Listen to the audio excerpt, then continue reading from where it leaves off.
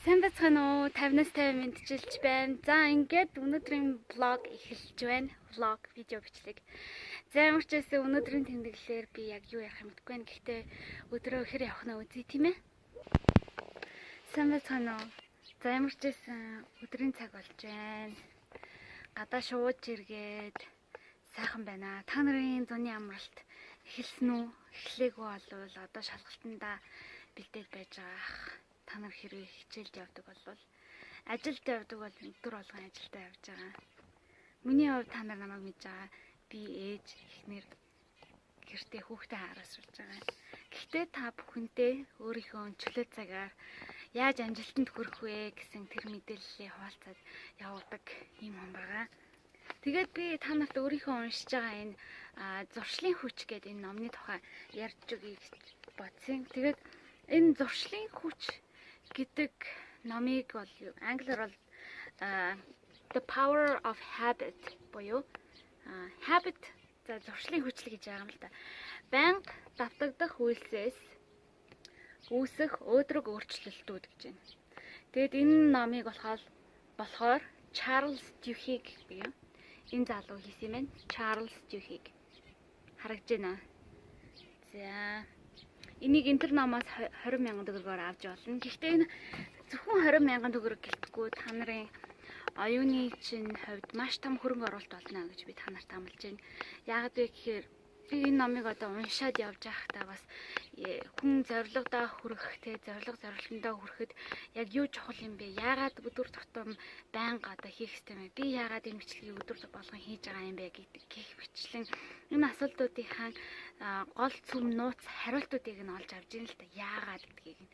Та нар хэрвээ яагаад гэдгийг мэдмээр байгаа бол тэр номыг худалдаж аваад уншаарай.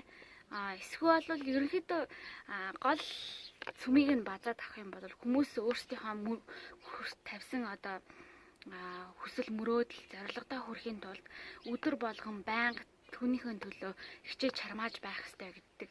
Миний хувьд анх би хамгийн том тавьсан миний зорилго бол яг одоо дунд сургуульд хэрхэн соорсын тэтгэлэг авах вэ гэдэг. Би тэр зорилгыг би өөртөө тавьж ирсэн. Ерөнхийдөө бол би одоо ингээд эргээгээд харахад 10 жилдээ би эхлээл өдөр болгон хичээлдээ явна. Тэгэл тоглоно, найзуудтайгаа дүүнэрээ харна, гэрээ цэвэрлэн одоо ер нь л тэгэл байдаг л бүх юмнууд тийм. Миний хувьд бол нэг тийм гоцгойд бол мундаг хүн бол байгаагүй. Багадаа бол мэдээж яг сурлагын хувьд хэрвээ 1-р ангид би санаж байна. Бүх хичээл дээр онц авах юм бол өвлийн өвгнөөс бэлэг авдаг байсан сургуулаас. Гэхдээ би бүх хичээлдээ онц авч чадаагүй. Зарим нэг хичээл дээр тэгэл дандаа сайн гарчдаг ч юм уу. Тэгээ ямар ч байсан дунд бол арай гардаг байсан. Тэгсэн чинь ахлах анги руу ороод ирсэн чинь зарим хичээл дээр дунд гараад бүр муу хүртэл авч ирсэн. Бага ангидаа ч гэсэн муу авч ирсэн л та. Гэхдээ цээж хүчгийн хичээл дээр би дараа нь яагаад муу авсан бэ гэдэг тусдаа бичлэг оруулна. Хэрвээ миний ямар хичээл дээр яагаад муу авч ирсэн талаар одоо сонсомоор байгаа бол сэтгэлээр доор бичээрэй. Тэгээд ерөнхийдөө бол би дунд сургуультай нэг соорсын тэтгэлэг яаж авсан бэ гэдэг бичлэг дээр би бас энийг ярьж ирсэн. Ерөнхийдөө бол мэдээж ахлах ангидаа орно. Ахлах ангид орохоосоо илүү надад би энэ гадаад руу явдаг юм тэтгэлэг хөтөлбөр байна гэж тэрийг сонссон болохоор тэрний одоо төлөө англи хэлээ сайн бэлддэг ч юм уу тий. Англи хэлний угаасаа би бас англи хэлний гүнзгий рүүлсэн ангид сурдаг байсан болохоор шууж ирэх гоё яагаад тий. Өдөр болгон одоо англи хэл хамгийн багадаа 1 цагаар хичээлдэг байсан. Тэгээ би өөрөө гэртээ ирээд бас гоё үлгэрийн ном англи хэлээр уншина. Найзуудтайгаа бас чөлөө цагаараа бид нэр хоорондоо англиар ярьдаг гэсэн. Тэгээ ер нь бол сайн дун авахын одоо эхний хувьд бол зорилго нь бол би ээжигээ гоё баярлуулъя гэж боддог гэсэн. Онц авахаар 1-р яг эхлээд бол би өвлийн өвгнөөс бэлэг авна. 2-дугаарт ээжигээ баярлуулна гэл. Тэгж байгаа л дараа нь өвлийн өвгний бэлэг бол мэдээж 2-3 дугаар ангиас дээшээ ингээл том болол хэрэгнгүүд өвлийн өвгнөөс бэлэг авах нэг тийм чухал биш болсон. Угаасаа ээж аавд чинь онц аваад сайн сурж явах юм бол тэгэл хүссэн юмэг чинь авч өгөөл ерөнхийдөө тийм байдаг учраас би тэгээд хичээлдээ сайн явахыг хичээгээл. Тэгээд дараа нь бол тэгээд тэтгэлэг авах гад явж исэн. Тэгээд ингээд ер нь ингээ харж байхад би нэг жилийнхэн өөрийнхөө зорилтуудыг нэг хамгийн багадаа нэг 3 жилийн төлөвлөгөө эхлээд 3 жилийн дараа би ийм болмоор байна гэсэн бодолтой явдаг. Тэгээд урттаа бол 5 жилийн дараа гэж нэг тиймэрхүү зорилго тавиад явдаг гэсэн. Гэхдээ нөгөө нэг дундаа ингээд ороход чинь бас ингээд хүмүүс асуудаг шүү дээ. Мөрөөдөл чи ямар мэрэгчлээ болмоор байна чи том болоод юу хиймээр байна гэдэг ч юм уу те. Миний хувьд би ээж шигээ болмоор байна гэж. Манай ээж гадаад худалдааны эдийн засагч байсан. Тэгэл заримдаа ингээл гадаад руу томилдоор яваал. Тэгэл тэр нь надад их гоё санагдал. Би бас гадаад руу явж үзмээр санагдал. Тийм болохоор бас нөгөө тэтгэлэг хөтөлбөрт нөгөө өөрөө бэлдэж эхэлсэн байхгүй юу. Гадаад руу явах сонирхолтой. Гадаадд ингээл ийм гоё юмнууд ингээл гоё уус онгоцонд суугаал нисээл очиол тийм гоё өндөр байшингууд үзээ ч юм эсвэл ингээл гайхамшигтай яваад өөр орн өөр соёлоодтай ингээл танилцаал. Тийм болохоор ерөнхийдөө бол нэг 3-аас 5 жилийн хооронд нэг тийм төлөвлөгөөтэй. Тэгээ ерөнхийдөө бол бүр тэр цаад мэрэгжил одоо өөр бусад юмнууд бол яг хизээ яг их сургууль мургуул гэсэн юм ерөөсөө толгоонд бол орохгүй байгаа шүү дээ. Ямар ч байсан тэтгэлэг гээл тэрнийхээ төлөө юмаа бэлдээл эсээ одоо нэг зохион бичлэгээ бэлдээл тэгэл явдаг гэсэн. Мэдээжэр би дүүнрээ харан гэр орноо цэвэрлэн даалгавар айн бүх юмаа л хийн л дээ. Тэгээд хамгийн гол нь тэр зорилгодоо хүрэхин тулд би өдөр болгон англи хэлээ хийдэг байсан болохоор тэгж байгаа. Энэ YouTube-ийн бичлэгийг хийхэд хүртэл одоо өдөр болгон хэрвээ бичлэг хийгээд явах юм бол амжилтанд хүрэх нь бол илүү боломжтой болно гэж байгаа. Гэхдээ мэдээжээр амжилтанд хүрэхин тулд та нар тухайн хүмүүстэй бас нэг чанартай, үр бүтээлтэй юмнууд өгөх ёстой. Тэтгэлэгт одоо сонгогдохын тулд ч гэсэн та нар тодорхой өөрийн гэсэн сайн дурын үйл ажиллагаа хийсэн байх хэрэгтэй. Та нараа намайг ямар одоо юуны талаар ярьж бичлэг хиймээр вэ? Тэрийг даавар сэтгэлээр бичиж үлдээгээрээ одоо тэтгэлгийн талаар их шүү илүү их мэдмээр байна уу? Бас нэлээд хэдэн хүүхдүүд надаас бас асуусан байгаа. Америкт амьдарч байсан амьдралын зардал одоо хэд хэдгийн одоо яаж одоо их сургуульд орж исэн гэх мэтчлэн тэр бичлэгүүдийг би олоодохгүй юм. Гэхдээ өнөөдөр бол яаж амжилтанд хүрэх вэ гэдэг талаар хуваалцъя гэж байна. Тэгээд зуршлын хүч гэдэг энэ номыг өшөө ингээд уншихад бол илүү ойлгомжтой болж байна л да. Энэ ном одоо за 440 хэдэн хуудастай байна. Энэ номыг би одоо 240 хүртэл уншсан байгаа. Тэгэхээр удахгүй уншаад дуусчих байх. Тэгээд уншаад явж байхад би та нартай ингээд хуваалцъя гэж бодсон юм аа. Тэгээд ерөнхийдөө бол та нар гаргасан одоо өөрийнхөө мөрөөдлийн тий одоо өөрийнхөө гаргасан тавьсан зорилтондоо яаж хүрэх вэ гэж бодож байгаа бол тэр зорилтондоо хүрэх одоо дунд зэргийн алхмуудыг бичиж тэрэнд хүрэхэд юу шаардлагатай байна тий тэрийгээ бүгдийг жагсаагаад бичих хэрэгтэй. Одоо ингээд хичээл дуусаад амралт болсны дараа тий магадгүй та нарт цаг зав илүү гарах бах тэр үе та нар бод би том болоод ямар мэрэгжлийн улмаар юу хиймээр байна? Би ямар амьдралтай болмоор байна те? Тэрийгээ бод.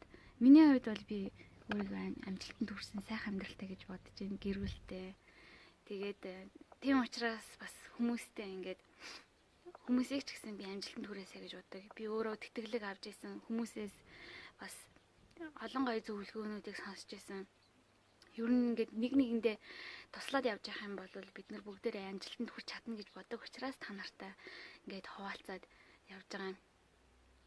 Эргээгээд тэтгэлэг хөтөлбөрийн дараа ер нь их сургуульд ороход ч гэсэн хичээл сурлага бол та нарт л хэрэгтэй. Яг тэтгэлэгт хамрагдъя гэж бодож ивэл та нар одоо бас хичээлээс сурлагаас гадна өөрийнхөө мөрөөдлийг бас олох хэрэгтэй. Миний мөрөөдөл юу юм те? Би юу хийх дуртай юм? Яагаад та нар бичлэг хийж байгаа юм? Эсвэл яагаад та нар одоо англи хэлний IELTS-ийн шалгалтанд бэлдэж байгаа юм те? Тэр учир шалтгаанаа та нар бас өөрсдөө ингээд гоё зохион бичлэгээр ч юм уу жагсаалт гаргаад бичээд үз. Тэгээд эсвэл та нарыг хэрэгцүүлээд бодоод үз. Хэрвээ та нар өөрийнхөө мөрөөдлийг мэдж байгаа бол сэтгэлээр доор хаваалцаарай. Өөрийнхөө мөрөөдлийг бол одоохондоо яг бодож үзээгүй байгаа бол сайн тунгааж бодож үзээрэй. Би ягаад ч юм бэ Аяадягийн блогийг та нар үздэг үү? Аяадя саяхан 1000 захиалагчтай болсон мөлий. Тэгээд Аяадяд баяр хүргэе. 1000 захиалагчтай болно гэдгийг бол миний хувьд бас одоо тэр 1000 захиалагчтай болохын төлөө бас бичлэгүүд хийгээ явж байгаа. Гэхдээ миний хувьд бол яг удахгүй 400 захиалагчтай болохоор гоё тусгаалсан бичлэг хийнэ гэж бодож байна. Аяадягийн хувьд одоо гоё асуулт хариултын бичлэг хийж байгаа юм билээ. Та нар тэрийг ороод бас үзээрэй. Асуултаа бичиж болно. Яг нэг 10 хэдэн настай нэг хүү байлээ. За, эргээгээд миний зуршлын хүчийг та нар тэгэхээр уншаарай. Хамгийн гол нь сая би хэлжсэн нөгөө одоо өөрийнхөө мөрөөдлийг те дунд шатны хэлбэрээр нь одоо хуваагаад тавьчаарай гэж байгаа. Тэрнийхэн дараа тэр дунд шатны одоо зорилтуудаа тий өдөр болгон хуваагаад хийж болох үз одоо жижигхэн бичлэг одоо жижигхэн болгоод хуваачих хэрэгтэй. Миний хувьд болохоор одоо YouTube-д 1000 захиалагчтай болно гэдээ ингээд энэ бичлэгээ YouTube-ыг зөвхөн 1000 захиалагч гэхээсээ илүү миний хувьд бол өөрийнхөө үзэл бодлыг хуваалцаж хүмүүст өдрөг амжилтанд хүрэх тийм боломжийг нь олгоё л гэж бодож байгаа. Тэгээд тийм болохоор би өдөр болгон ингээд багаар бичлэг хийгээд явдаг. Гэхдээ миний одоо бас нэг чанартай бүр өшөө гоё бичлэгүүд бол одоо яаж товч намтар бичих вэ гэд бичлэгийг би хийхийн тулд баг 14 хоног бэлдэж хийсэн. Яагаад вэ гэхээр би товч намтраа бэлдэж хийхдээ бүр ингээд загварыг нь гаргаад Word document дээр тий Word ингээд гоё хүмүүсийг интернетээр ороод татаж авахт нь бэлэн болгоод тэрийг хийхэд бол бас нөгөө цахим хуудсыг нь бэлдээ, тэр загварыг нь бэлдээд тэгхийн тулд надад бол 7 хоног шаардсан.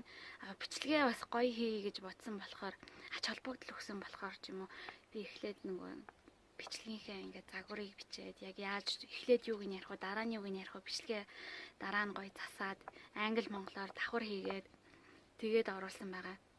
Тэгээд миний бусад бас зарим одоо бичлэгүүд бол яг компьютер дээр хийсэн болохоор илүү гоё одоо эдит хийгээд засварлаад ингээд явсан байгаа. Зөвхөн бичлэг гэлтгүүгээр те одоо та нарын амьдралын гол зорилго чинь юу юм? Миний хувьд бол би Америкт сураад дэлхийн томоохон байгууллагуудад ажиллаад одоо Америкийн US Bank гэдэг US Bank-ны хувьд бол миний санджаар 60,000 ажилтнтай дэлхийн том банкны салбар байгаа. Тэгэхээр тэр банкнд бас ажиллаж байхдаа би их олон зүйлүүдийг сурж ирсэн. Тэднэрийг ч гэсэн би хүмүүстэй хуваалцмаар байна. За ямар ч байсан та нар өөрсдийнхөө одоо мөрөөдлийг хэрэгцүүлж бодоорой. Тэр мөрөөдөлтөд хүрэхийн тулд та нар юу хийх ёстой вэ? Тэрийг гоё чагсаагаад бич. Тэрэн дээрээ тэр мөрөөдөлтөө тэ зорилгодоо хүрэхийн тулд ямар том алхмууд ер нь хийх ёстой юм. Одоо жишээлбэл магадгүй тэтгэлэг хөтөлбөрт хамрагдъя гэж бодож байгаа бол та нар одоо тэтгэлэг хөтөлбөрийн солилцооны одоо тэтгэлэг хөтөлбөр юм уу, их сургуулийн тэтгэлэг хөтөлбөр юм уу, 10 жилийн тэтгэлэг хөтөлбөр юм уу, тэрнээс хамаарат өөр байгаа. Тэр шаардлагуудын талаар хэрвээ бас бичлэг хийлгүүлмээр байвал сэтгэлээр доор бичээрэй.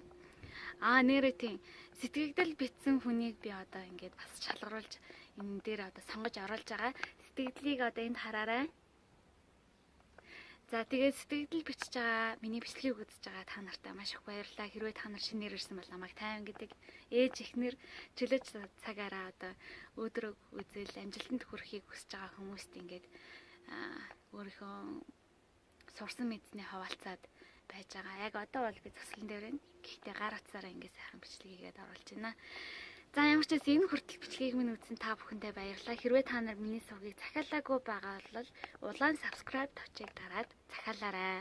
Тэгээд 400 одоо захиалагчтай болчоод би гоё тусгай бичлэг оруулах болно. Тэгээд та бүхэн минь хэрвээ шалгалтандаа бэлдсээр л байгаа бол амжилт хүсье.